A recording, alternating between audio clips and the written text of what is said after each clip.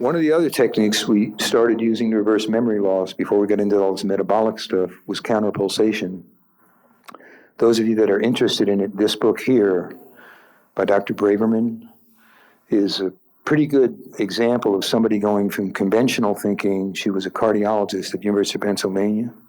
In the beginning of the book, she basically said that she went out to a clinic in California. She never named the clinic, but Julian Whitaker wrote the foreword for the book. And she said she spent 2 weeks at this clinic and she was amazed at what she saw. Here's a brief introduction to EECP. Dr. Edwards has 15 years treating patients with enhanced external counterpulsation.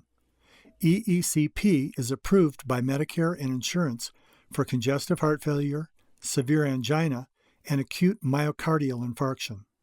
Dr. Edwards' focus with this machine is increasing blood flow in the microcirculatory system. It increases perfusion in all capillary beds and in all organs.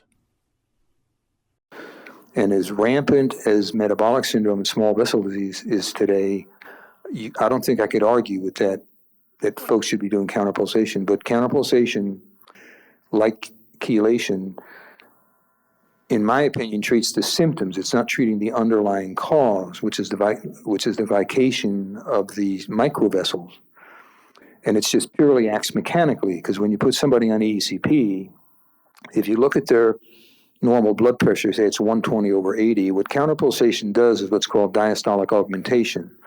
So on the EECP machine, their blood pressure might be 120/240, because during diastole, the machine squeezes all the blood out of your lower body and forces it up into the upper body.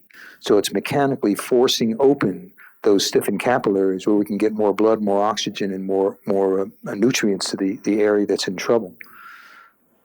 So to me, using EECP would be akin to using ozone. In other words, you're just getting more circulation and more oxygen into the area, but are you actually addressing the underlying pathophysiology? And I think in the face of, if you look at the markers, if the hemoglobin A1C is elevated, if they're small vessel stuff, if you want to do it by delayed capillary filling on their feet, or if you want to do it by using post-reactive hyperemia vascular studies, you need to address that also, because that's what's driving the whole underlying process. Just for example, the practice that we're doing, if you look at high blood pressure, which we've been able to reverse with the metabolic solution, if you look at type 2 diabetes, most of which is metabolic syndrome, which we're able to reverse, if you look at Alzheimer's-like dementia, if you look at diastolic heart failure, those things are bankrupting the country. We can't afford to take care of everybody with these things. We have to get to them earlier before they get it. And that was the point of that diagram with the snowball going downhill. If you carefully look at the lab, if you look at the hemoglobin A1C, if you carefully examine the patient, fundoscopy, look at capillary delayed filling in their feet just by pushing on the capillary and see how quickly it turns pink again. If you look at their C-reactive protein, these things will tell you this is what's going on. But I see records in my office from hospital and internal medicine doctors in town all the time. I'll ask the patient, well, what'd they say about the blood pressure sugar being up? Nothing.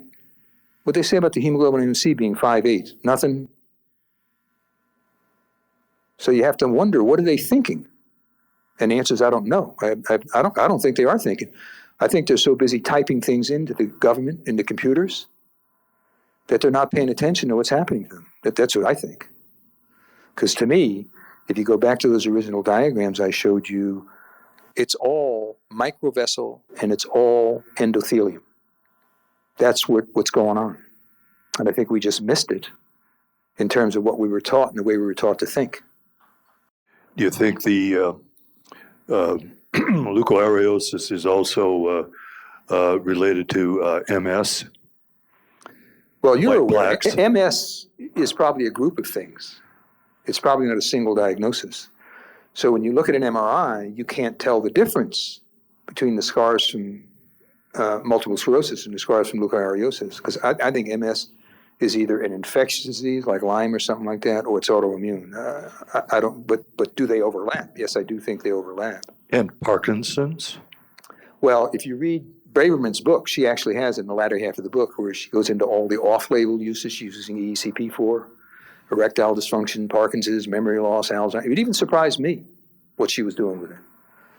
Because if you look at the epidemic of metabolic syndrome we're seeing in our population, everybody's obese, everybody's got blood pressure, everybody's got memory loss. I mean, it's very frightening.